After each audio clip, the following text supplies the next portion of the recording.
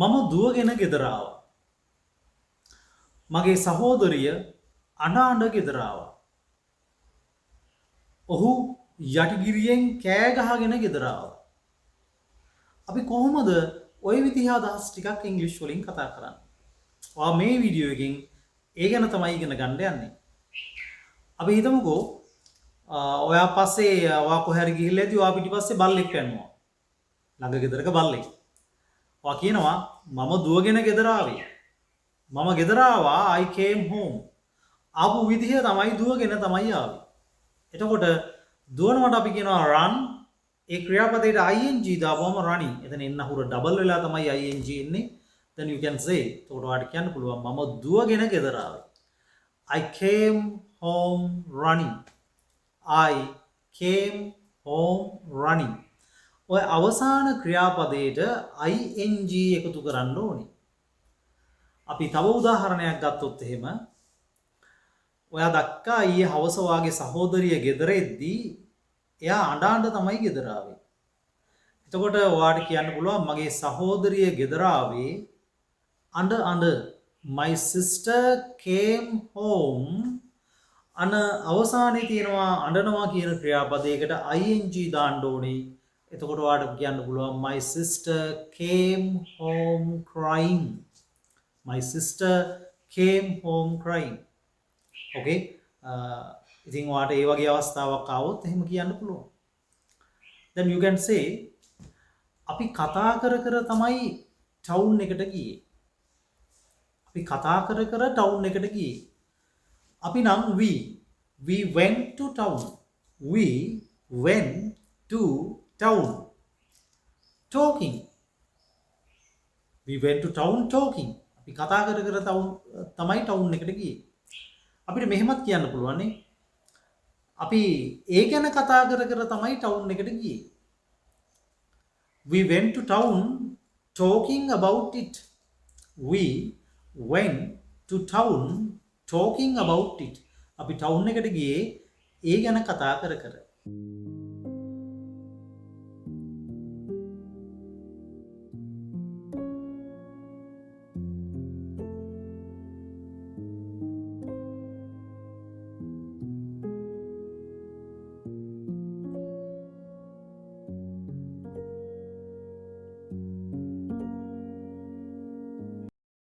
මම ඔෆිස් එකට ගියේ ඒ ප්‍රශ්නේ ගැන හිත. මම ඔෆිස් එකට ගියේ I went to the office. නැත්නම් the office. I went to the office. ඒ ගැන හිත thinking about it. I went to the office thinking about it. මම ඔෆිස් එකට ගියේ ඒ ගැන හිත. Okay? Then you can say මම නින්දට ගියේ. Okay, මම නින්දට ගියේ ඒ ප්‍රශ්නය ගැන හිත. නැත්නම් ඒ ප්‍රශ්නය ගැන කල්පනා කර කල්පනා කර I went to bed. I went to bed thinking about that problem. I went to bed. මම ඇඳට ගියේ නැත්නම් මම නිදා ගන්න ගියේ. I went to bed thinking about that problem. ඒ ප්‍රශ්නය ගැන හිත. එයා ගෙදර ආවේ කෑ ගහගෙන යටිගිරියෙන් කෑ ගහගෙන. එහෙම කියන අර අමුතු විදිහට ටිකක් ඇතුළෙන්ම කෑ ගහගෙන තමයි එයා ගෙදර ආවේ. සමහරට කාට හරි බය වෙලා. එහෙම වෙන්නත් පුළුවන්. එහෙම නැත්නම් හදිසියේ නරක ආරංචියක් ඇවිල්ලා කෑ ගහගෙන තමයි ඔහු ගෙදර ආවේ. He came home.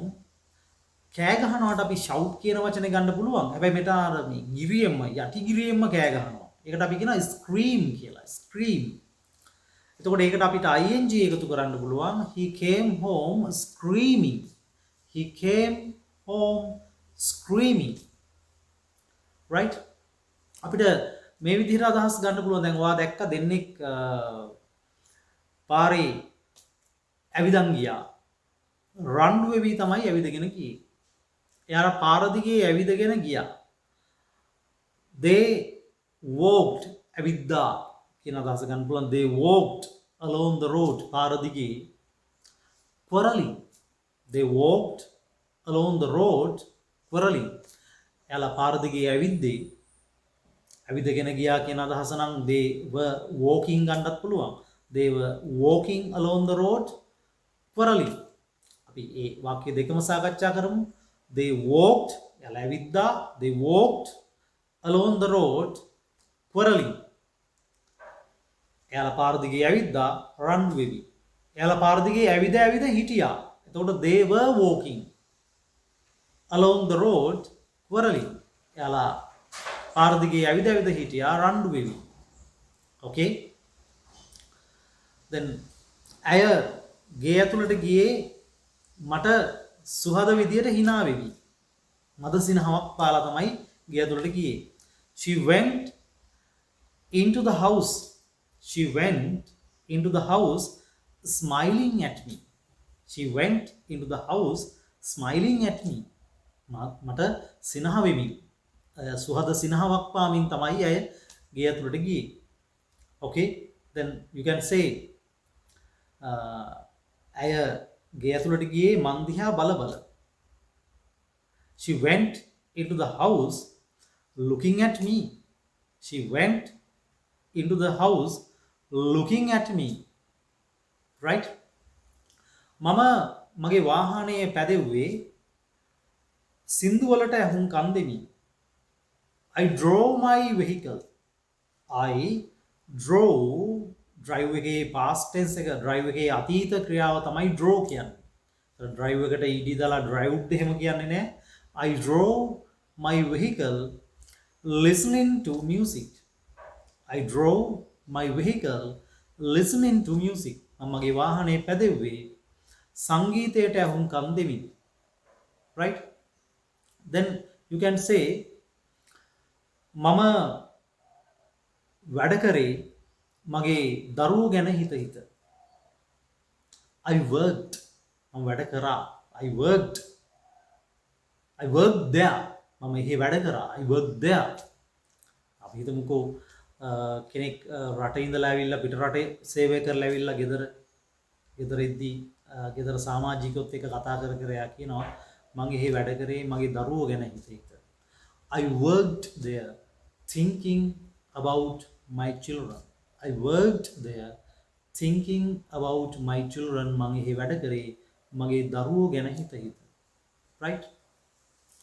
Then you can say අපේ තාත්තා ගෙදර ආවේ මාමට බැන බැන. සමහරට තාත්තා හවස පොඩි ඩ්‍රින්ක් එකක් දාලා වෙන්න පුළුවන්. මාමත් එක්ක පොඩි කතා බහක් ඇති වෙලා ඉතින් තාත්තගේ හිත පොඩ්ඩක් අප්සෙට් ගිහලා මාමට බැන බැන තමයි තාත්තා ගෙදර ආවේ. හරිද?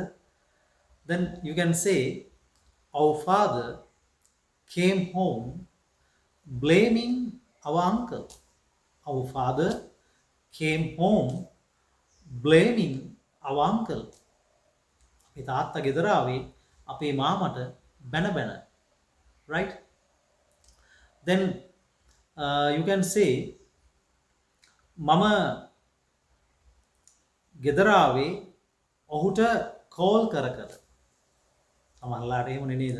සමහර ටවුන් එකේ ඉඳලා ගෙදර යනවා. ඒ වෙලාවට යන්න බස් එකක් නැත්නම් ෆෝන් එකට රීලෝඩ් එකක් දාගෙන ටවුන් එකේ ඉඳලා ගෙදරට යනකම්ම ෆෝන් එකේ කතා කර කර තමයි යන්නේ. එතකොට ට්‍රීවිල් එකට ගෙවන එහෙම නැත්නම් ටැක්සියට ගෙවන ගාස්තුව ඉතුරුයි. Right? Then you can say එතකොට ඔයාලට කියන්න පුළුවන් මං ගෙදර ආවේ එයා එක්ක කෝල් කර කර. I came home calling him. Calling him ඔහුට කෝල් කර කර එයා එක්ක කතා කර කර නම් I came home talking with him. එතකොට මම හිතෙන් අයියස් දෙකක් කිව්වා. ඒක තමයි මං ගෙදර ආවේ එයාට කෝල් කර කර. I came home calling him. call වෙනකොට ෆෝන් ගන්නත් පුළුවන්. I came home phoning him. ඒත් එකම අපිට මෙහෙමත් කියන්න පුළුවන් මම ගෙදර ආවේ එයා එක්ක කතා කර කර. එතකොට ඇවිදගෙන ආවා වෙන්නත් පුළුවන්. හැබැයි දුරකථනයෙන් එයා එක්ක කතා කර කර ආවා වෙන්නත් පුළුවන්. ඕකේ දෙන්නම කතා බහ කර කර ඇවිදගෙන ආවා වෙන්නත් පුළුවන්. එතකොට ඒ අදහස ගන්නත් පුළුවන් මෙතනින්. I came home talking with him. එතකොට දෙන්නම කතා බස් කර කර තමයි පාරේ ඇවිදගෙන ආවි. ඕකේ ඒ අදහසම අපිට අර විදිහට ගන්නත් පුළුවන් අවශ්‍ය නම්. I came home talking with him. එයා එක කතා කර කර එතනින් එයාත් එක්ක ෆෝන් එකෙන් කතා කර කර ආව අදහස ගන්නත් පුළුවන්. ඉතින් ඒකේ අවස්ථාව අනුව තමයි ඒක රැඳෙන්නේ. ඉතින් වාට ඒ අවස්ථාවට අනුව ඒක පාවිච්චි කරන්න හුරු වෙන්න. Right? Then you can say එයා නැත්නම් අපේ මාමා ගෙදර එන්නේ අරක්කු බිබී එන්නේ. Our uncle comes home drinking arak. ඔගේ අරක්කු බෝතලයක් අරගෙන ඒක බිබී තමයි මාමා ගෙදර එන්නේ. ඔයා මෙහෙමත් කියන්න පුළුවන්. අපේ මාමා ගෙදර එන්නේ දුම් පානය කර කර. Our uncle comes home smoking. Our uncle comes home smoking. සමහරු මෙහෙමත් කියනවා. එයා ගෙදර එන්නේ වැනි zigzagging. He comes home zigzagging. He comes home zigzagging. ඉතින් මේ පැටර්න් එක ඔයාට හරි ප්‍රයෝජනවත් වෙයි ඉංග්‍රීසි කතා කරන්න. So don't hesitate to use them. මේවා පාවිච්චි කරන්න අදිමදි කරන්න එපා. So sometimes you will make lot of mistakes when you are talking this for the first time. පළවෙනි වතාවට මේවා කතා කරද්දී ඔයා අතින් ගොඩක් වැරදි වෙයි. හැබැයි ගණන් ගන්න එපා because this is not your mother tongue. මේක ඔයාගේ මව් භාෂාව නෙමෙයිනේ.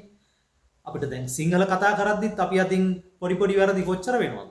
අපේ මව් භාෂාව අපි පොඩි කාලේ ඉඳලා කතා කරන මව් භාෂාව කතා කරද්දී ඔයාට ඇත්තටම වැරදි වෙනවා. ඉතින් English language එක ඉංග්‍රීසි භාෂාව කතා කරද්දී වැරදි වුණා කියලා එච්චර ගණන් ගන්න එපා. Don't worry. Okay? No one can be perfect in any language. කිසිම කෙනෙකුට කිසිම භාෂාවක perfect වෙන්න බෑ. 100%ක්ම භාෂාවක් ඉගෙන ගන්න බෑ කිසි කෙනෙකුට. ලෝකේ හොඳම ඉංග්‍රීසි මහාචාර්යවරයාට උනත් ඔක්කොම ඉංග්‍රීසි වචන ඔක්කොම දේවල් මතක නැති වෙන්න පුළුවන්. පැහැදිලිද? ලංකාවේ හොඳම සිංහල මහාචාර්යවරයාටත් සිංහල භාෂාවේ අහුවෙච්ච නැති අහුමුළු තියෙන්න පුළුවන්. It's a don't worry making mistakes while you are talking. Okay, ඔයා කතා කර ඉද්දී වැරදි කරන්න බය වෙන්න එපා. කටිය hina වෙයි අනම්මනම් ගියා ඒවා හිතන්නත් එපා. So you can go on your journey. ඔයාට වාගේ ගමන යන්න පුළුවන්. Right? So let's meet with another useful video like this. So goodbye.